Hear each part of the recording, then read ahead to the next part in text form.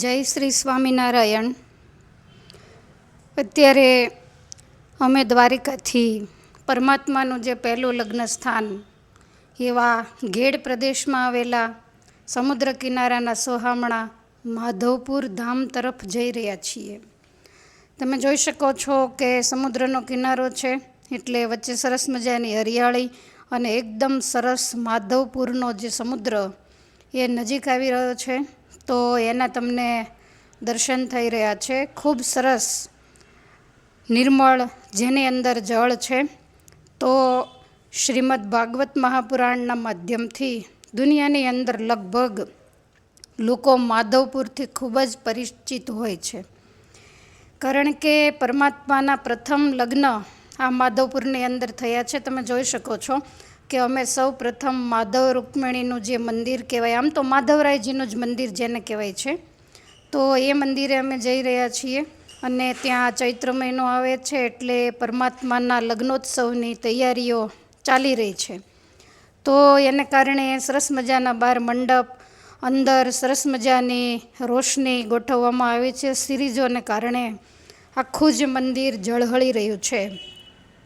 લોકો પણ ચૈત્ર મહિનો હોય, પરમાત્માના લગ્ન લખાઈ ગયા હોય. આમ તો એવું કહેવામાં આવે છે કે ફાગણ વદ બીજના દિવસે જે રૂક્ષ્મણી મંદિર છે મધુવનમાં, તો ત્યાંથી રૂક્ષ્મણીજીના લગ્ન લખાય અને એ લગ્ન અહીંયા માધવપુર ગામની અંદર જે માધવરાયનું સમુદ્ર કિનારે મંદિર છે જે તમે જોઈ રહ્યા છો, તો ત્યાં એ લગ્નને મોકલવામાં આવે અને ત્યારથી આરંભી અને મંદિરની અંદર સતત ઉત્સવો થતા રહેતા હોય, માણસોનો પણ સતત ભીડો હોય. તો આ જે માધવરાયનું મંદિર છે એમાં માધવરાય અને ત્રિવિક્રમરાય એના તમે દર્શન કરી રહ્યા છો. બહુ સરસ મજાની શંખ ચક્ર ગદા પદ્મથી અંકિત બંને મૂર્તિઓ છે, મસ્તક ઉપર મુકુટ, અને એમને અતિશય પ્રિય એવા પીળા વસ્ત્રો એમણે ધારણ કર્યા છે. તો એ દર્શન કરી અને અમે જે જૂનું 5000 વર્ષ પુરાણું સમુદ્ર કિનારે મંદિર હતું માધવરાયજીનું, તો એ જૂના મંદિરનું અત્યારે રિનોવેશન ચાલી રહ્યું છે.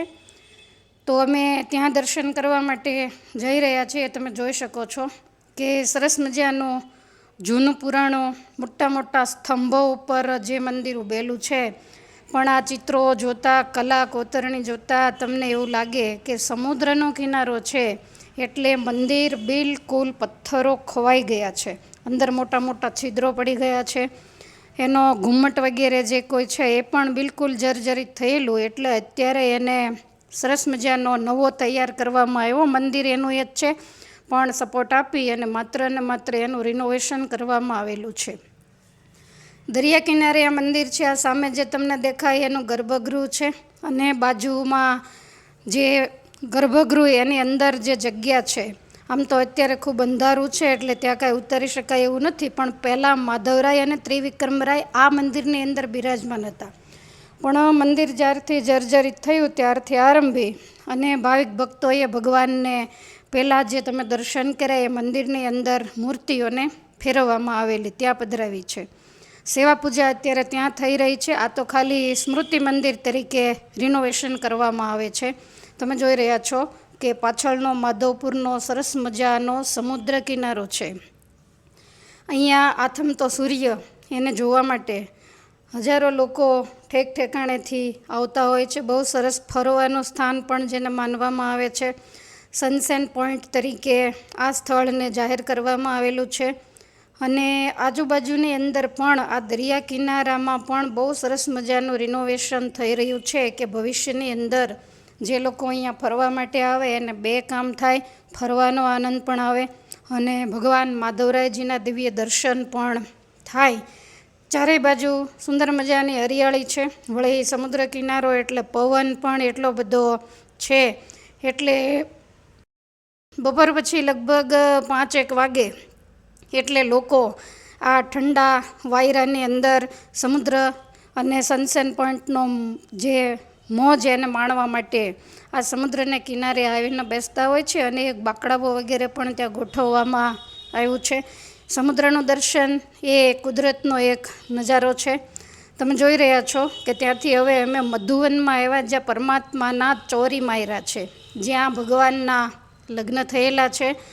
તો પહેલાં જૂના ચોરીમાં હતા, આજે તમને દેખાઈ રહ્યા છે 4 સ્તંભ, ત્યાં પરમાત્માના પોંખણા થયેલા છે. ત્યાંથી પછી અંદર પ્રવેશ્યા તો સરસ મજાનું રૂકમિણી માધવનું મંદિર છે, એ પણ નવું બનેલું છે, તમે જોઈ રહ્યા છો. પહેલાં એકદમ જૂનું હતું, પણ એ જ જગ્યા ઉપર સપોર્ટ આપી અને એને નવું બનાવવામાં આવ્યું છે. તો પરમાત્માના લગ્ન નજીક આવતા હોય ત્યાં પણ અનેક પ્રકારની તૈયારીઓ ચાલે છે. મંદિર ઉપર પણ સરસ સિરીઝો ગોઠવાઈ રહી છે અને મંદિરનું દ્વાર છે બિલકુલ નવું તૈયાર કરવામાં આવ્યું છે. હજુ એનું ઓપનિંગ થયું નથી એટલે દ્વાર બંધ હતું, પણ અંદરથી અમે તમને દર્શન કરાવી શકીએ છીએ કે સરસ મજાના ચારેય બાજુ થાંભલા ઉપર ગોળ મંદિર ઊભેલું છે અને આ મંદિરની અંદર રૂક્ષ્મિણી અને ભગવાન માધવ એની સરસ મજાની મૂર્તિ, સુંદર મજાનું સિંહાસન, એના આપણને દર્શન થઈ રહ્યા છે. ચારે બાજુ તમે જોઈ રહ્યા છો કે લગ્નની અંદર લગ્ન મંડપમાં જે 4 બાજુ પહેલાં બેડાઓ મૂકે, શું કહેવાય તો મને ખબર નથી, પણ એ ચારેય બાજુ દર્શન થઈ રહ્યા છે અને રૂક્ષ્મિણી માધવની મૂર્તિ પણ ખૂબ જ સુંદર અને સોહામણી છે. બાજુમાં રૂક્ષ્મિણીજીના સરસ મજાના જે પગલાં છે, પહેલાં આ જગ્યામાં જે સામેની જગ્યા મંદિરની સામે જૂની હતી ત્યાં એ પગલાં હતા અને મંદિર પણ અલગ હતું. હવે બંનેને ભેગું કરવામાં આવ્યું છે અને રૂક્ષ્મિણી અને માધવ એમની જે મૂર્તિ છે એની બાજુમાં જ એ ચરણ પગલાં પધરાવવામાં આવ્યા છે અને ચારેય બાજુ વૃક્ષોની સુંદર હરિયાળી છે. પહેલાં બધી કાચી જગ્યા હતી, પણ અત્યારે પાક્કા પથ્થરથી આ જગ્યાને બાંધવામાં આવી છે અને આજુબાજુમાં બિલકુલ મધુવન, એટલે ખરેખર મધુવન જ છે. જંગલી વિસ્તાર છે, એકદમ ગીચ ઝાડીઓ આવેલી છે. પાછળ નીલકંઠ મહાદેવનું મંદિર છે, એને જોતાં તો આપણને બિલકુલ જંગલ હોય એવું લાગે. રાત્રે લોકોને ત્યાં જવા દેવામાં પણ આવતા નથી, કારણ કે હિંસક પ્રાણીઓ વગેરેનો આવજા ત્યાં રહેતી હોય છે. આ જે સામેનો છે એ પરમાત્માનો સરસ મજાનો મંડપ છે જ્યાં ભગવાનના લગ્ન થયેલા. તો આ ચોરીમાયરા મંદિર, એને આખું જે જૂનું મંદિર જેણે જોયું હોય અને એ વ્યક્તિઓ જો અત્યારે જાય તો એવું લાગે કે આ રૂકમિણી મંદિર જ નથી, આ મધુવન જ નથી. એટલું સરસ રીતે આને ડેવલપ કરવામાં આવ્યું છે. તો એના તમે દર્શન કરી રહ્યા છો. આજુબાજુમાં સમુદ્ર કિનારો હોય, સરસ મજાના મીઠા જળના ગળા માથે લઈ અને ગગનચુંબી નાળિયેરીઓના ઝુંડ ઊભા છે. બીજા પણ લીમડા, વડ વગેરે ગગનચુંબી વૃક્ષો અને એનો સરસ મજાનો છાંયડો છે. તો એ છાંયડાની અંદર બેસી અને અમે કુદરતી નજારો નિહાળી રહ્યા છીએ. વળી 5000 વર્ષ પૂર્વે અહીંયા જે પરમાત્માના લગ્ન થયા, તો એ લગ્નની ચારે બાજુ નજર દોડાવતા ઝાંખી કરી રહ્યા છીએ કે 5000 વર્ષ પહેલાં જ્યારે 33 કોટી દેવતાઓ, તમામ યાદવો, તમામ ઋષિમુનિઓ, વ્રજવાસીઓ આ બધા સ્થાન ઉપર ભેગા થયા હશે અને પરમાત્માના જ્યારે રૂક્ષ્મિણીજીની સાથે પહેલાં લગ્ન થયા હશે ત્યારે માહોલ કેવો હશે. તમે મંડપને સરસ રીતે જોઈ શકો છો. પાક્કા પથ્થરથી એને બાંધવામાં આવ્યો છે. તો આ બધી ભાગવતની કથાઓ, પરમાત્માના ચરિત્રો, એને અમે યાદ કરતાં કરતાં આ સ્થાનની અંદર દર્શન કર્યા. અને ભાગવતજીની અંદર આમ તો પરમાત્મા 16,108 પટરાણીઓને પરણ્યા, પણ એમના લગ્નનો એટલો બધો વિસ્તાર ભાગવતમાં આવતો નથી, પણ રૂક્ષ્મિણીજીના લગ્નનો વિસ્તાર આવે છે અને સ્થાન પણ ખરેખર એવું છે. તમે જોઈ રહ્યા છો કે ચોરીમાયરાથી થોડેક દૂર રૂક્ષ્મિણી મંદિર છે, કે જે રૂક્ષ્મિણી મંદિર એ હમણાં બનાવવામાં આવ્યું છે અને આખું આ સ્થાન છે એને નવું ડેવલપ કરવામાં આવ્યું છે. શરૂઆતમાં દર્શન બંધ હતા એટલે અમે લોકોએ ત્યાં થોડીવાર વિશ્રાંતિ લીધેલી અને ત્યાર પછી 4 વાગે દર્શન ખુલતા અમે ત્યાં દર્શન કરવા માટે ગયા છીએ. એ પણ સરસ મજાના ગુલાબી પાક્કા પથ્થરથી મંદિર બાંધવામાં આવ્યું છે અને આજુબાજુમાં ઘેડ પ્રદેશ હોય, નાળિયેરીઓ અને જુદા જુદા વૃક્ષો, એનાથી મંદિર અતિશય શોભાયમાન લાગે છે. વળી પરમાત્માનું લગ્નસ્થાન અને રૂક્ષ્મિણીજી એટલે પ્રેમની મૂર્તિ, પરમાત્માને સમર્પિત આ તત્વ હતું અને એની જ્યારે આ રમણભૂમિ હોય તો ખરેખર ત્યાં ફરતા પણ હૃદયની અંદર શાંતિ થઈ જાય. અત્યારે તમે જોઈ રહ્યા છો કે રૂક્ષ્મિણી મંદિરની અંદર રૂક્ષ્મિણીજી અને એની સાથે ભગવાન શ્યામ સુંદર દ્વારિકાધીશ માધવરાયજી બિરાજમાન છે. સરસ મજાના શૃંગારો વગેરે કરવામાં આવ્યા છે અને મંદિર પણ જેને હજારો વર્ષો સુધી કાંઈ ન થાય એવું સરસ રીતે બનાવવામાં આવ્યું છે. વર્ષો જશે તોય પરમાત્માના લગ્નનું જે આ સ્થાન છે એની સ્મૃતિ કાયમને માટે દુનિયાની અંદર થતી રહેશે. અહીંયા ઇતિહાસ લખેલો હતો કે ફાગણ વદ બીજને દિવસે આ જ મંદિરે લગ્ન લખાય. ત્યાર પછી ચૈત્ર સુધી નોમ, દશમ અને 11 આ 3 દિવસ સુધી ઠાકોરજીનું ફૂલેકું ચડે છે. અનેક પ્રકારના વાજા, નગારા, શહેનાઈ સાથે રાસ ગરબા વગેરે લેવાય છે. ત્યાર પછી 12ને દિવસે મામેરું ભરવામાં આવે છે અને 13ને દિવસે ધામધૂમથી જાન, જે આપણે શરૂઆતમાં ગામના માધવરાયજીના મંદિરના દર્શન કર્યા, ત્યાંથી એ જાન મધુવનની અંદર આવે છે અને ત્યાં જે આપણે ચોરી માયરા વગેરે જોયું તો ત્યાં ભગવાનનું સ્વાગત કરી દૂધ અને મેવાનો ભોગ ધરાવવામાં આવે છે. પછી ભગવાન જ્યારે માયરે પધારે ત્યારે પરમાત્માના પોંખણા કરવામાં આવે છે. તો જે પ્રસાદીનો મંડપ આપણે આગળ જોયો એ જ મંડપની અંદર વિધિવત રૂક્ષ્મણીજી અને પરમાત્માના લગ્નનો ઉત્સવ કરવામાં આવે છે. તો આવી રીતે દર વર્ષે ચૈત્ર મહિનામાં નોમથી આરંભી નોમ, દશમ, 11, 12 અને 13 આ 5 દિવસ પરમાત્માનો લગ્નોત્સવ એ આજે પણ ઉજવાય છે.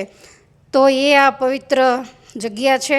અમે નિરખી અને આ સ્થાન, ત્યાં જે કુદરતની હરિયાળી અને એકદમ હૃદયની અંદર જે શાંતિનો અહેસાસ થાય તો એ અહેસાસ, એ અનુભવ અમે કરી રહ્યા છીએ. સરસ મજાની રૂક્ષ્મણીજી અને માધવરાયજીની ધર્મધજા આકાશની અંદર ફરકી રહી છે, દુનિયાને સંદેશો આપી રહી છે કે પરમાત્મામાં પ્રીતિ હોય તો રૂક્ષ્મણીજીના જેવી, અને જેને એવો ભાવ હોય તો ભગવાન એનો ભાવ જરૂર સ્વીકારી અને પોતાનું ભક્તવત્સલપણું સાર્થક કરે છે. તમે જોઈ રહ્યા છો. થોડે આગળ જતાં વલ્લભાચાર્ય મહાપ્રભુજીની 66મી બેઠક એ પણ આ સ્થાનની અંદર જ આવેલી છે. વૈષ્ણવોનું આ પવિત્ર તીર્થધામ માનવામાં આવે છે. સરસ મજાની વૃક્ષોની હરિયાળી છે અને તમે આ જે જોઈ રહ્યા છો તો એ છે કુંડ, કે જે કુંડની અંદર એવું કહેવાય છે કે ભગવાન અને રૂક્ષ્મણીજી એમના જ્યારે લગ્ન થયા ત્યારે શરીરે નિયમ પ્રમાણે પીઠી ચોળવામાં આવે. તો એ પીઠી ચોળ્યા પછી આગળનો વિધિ કરવા માટે, પીઠીને ઉતારવા માટે ભગવાન અને રૂક્ષ્મણીજીએ આ કુંડની અંદર સ્નાન કરેલું છે. તો એવો પ્રસાદીભૂત આ કુંડ છે. જે કુંડની અંદર પવિત્ર જળ હતું એ જળના સંકલ્પ સાથે અમે વંદના કરી અને મસ્તકે ચડાવ્યું. ચારે બાજુ પાક્કા પથ્થરથી બાંધેલો આ કુંડ છે અને કુંડની બિલકુલ બાજુમાં જ બેઠકજી આવેલા છે. તો એ બેઠકજીના પણ અમે દર્શન કર્યા અને ખરેખર આ સ્થાનના દર્શન કરતાં આપણે તો 5000 વર્ષ પહેલાં હાજર નહોતા, પરંતુ વારંવાર ભાગવતની કથામાં વાંચ્યું હોય, સાંભળ્યું હોય. અને મુક્તાનંદ સ્વામીએ કહ્યું કે માધવપુરનો માંડવો આવે જાદવ કુળની જાન, પરણે તે રાણી રૂક્ષ્મણી વર વાછિંત શ્રી ભગવાન. તો એ જે આ જગ્યા છે એના દર્શન કરતાં ખરેખર એ કીર્તન પણ હૃદયની અંદર યાદ આવ્યું અને પરમાત્માના ચરિત્રની પણ હૃદયની અંદર ઝાંખી કહેતા અહેસાસ થવા લાગ્યો. તો આવું પવિત્ર સ્થાન છે આ બેઠકજીના તમે દર્શન કરી રહ્યા છો, જ્યાં વલ્લભાચાર્યજીએ 66મી શ્રીમદ ભાગવતની કથા કરેલી. તો ભગવાન જિંદગીમાં જો મોકો આપે તો આ સ્થાનના જરૂરથી દર્શન કરજો. જય શ્રી સ્વામિનારાયણ.